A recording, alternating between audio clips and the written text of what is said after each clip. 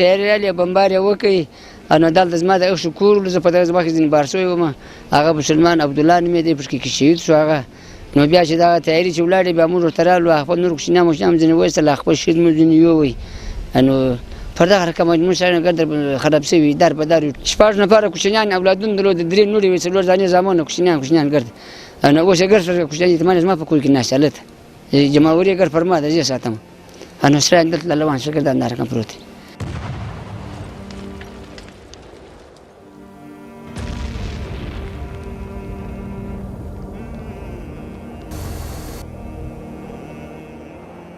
چې خارجان چې راغلي چې په افغانستان کې چې بمبار کوي که یو طالب شهید شوی ولا 100 نفر زه خدای دغه شي په کسان سره تر هغه خو چې ملکان شهیدان کېدله خارج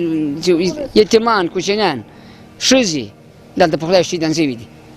د تیارو څرخې تیارې راغلي بمبار یې کړي د نورې تیارې راغلي بمبار یې